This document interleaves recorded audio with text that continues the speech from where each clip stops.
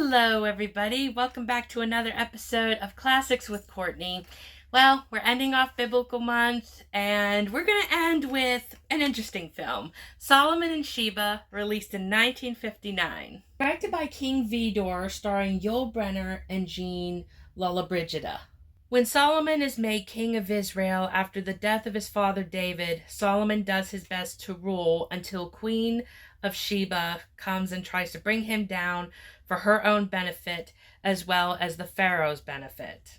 When he allows the Queen of Sheba to worship one of her false gods on Israel's land, God becomes angry, and Solomon's people turn against him.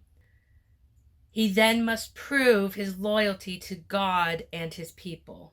I do really like this movie. However, compared to other biblical films, this can be a slog to get through. It's nothing compared to the Ten Commandments or even Ben-Hur, which, although you could argue the fact that maybe one has more drama, more melodrama, the other one might be boring in parts, both movies have impact and you're able to get some enjoyment out of both films.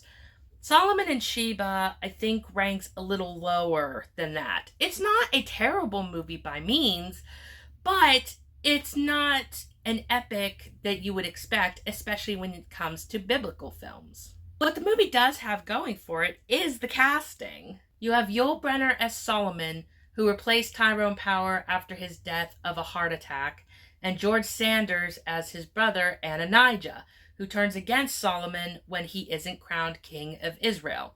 You also have the lovely Jean Lollobrigida, I hope I'm pronouncing her name right, as the Queen of Sheba. The costumes are quite lovely, especially Gina's, and the score done by Mario Nasibeni is also quite good, especially the theme of the film. From the cast, you might recognize another actor, the man who played David. He was in Ben-Hur the same year, playing the role of Balthazar, and was in Joseph and His Brethren in 1961, playing the role of Jacob. The film was budgeted at $5 million and made back $12,200,000. So despite the mixed reviews, the movie actually ended up becoming not a flop. What I do love about this movie is the scene of Solomon's judgment of the two mothers and the living child. It's one of my favorite Bible stories, and I'm so glad to see it on screen, especially portrayed by Yul Brynner.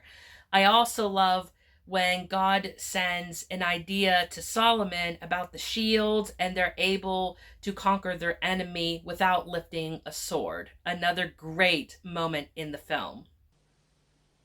Draw your sword, Josiah. Divide the child into two parts. Give half to the one woman, half to the other. Oh, no! If it must be, give the child to her, that it may not be slain. Divide it. It shall be neither hers nor mine. Take your son, mother, for he is surely yours. May the Lord God Jehovah praise and bless you. Now, shields forward!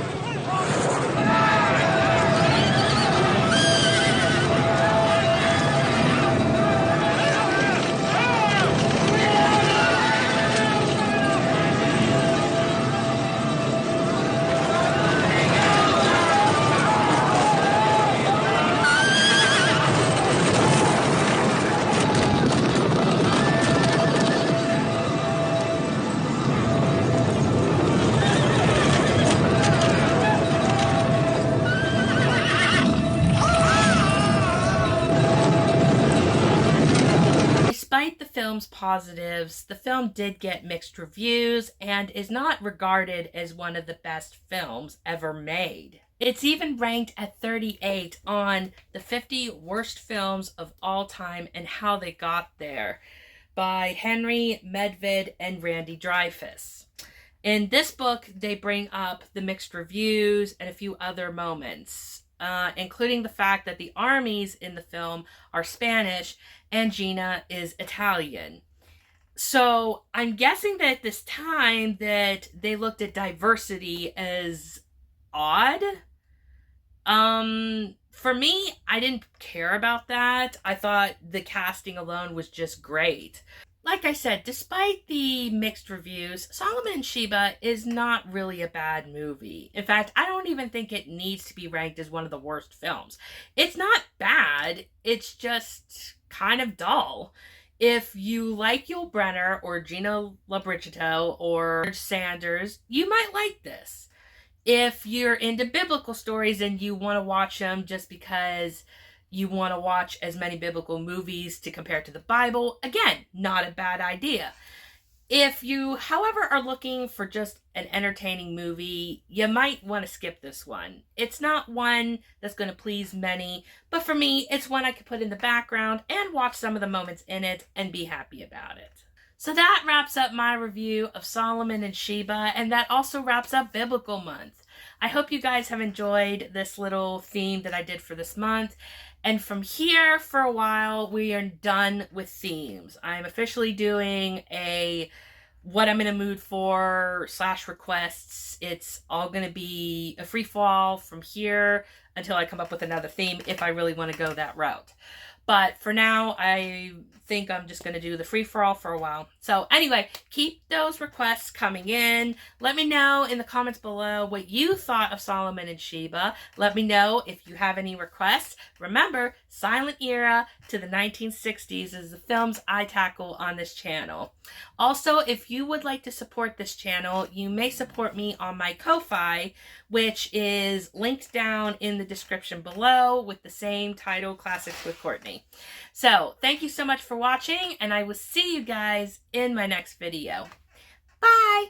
Have a great and wonderful day.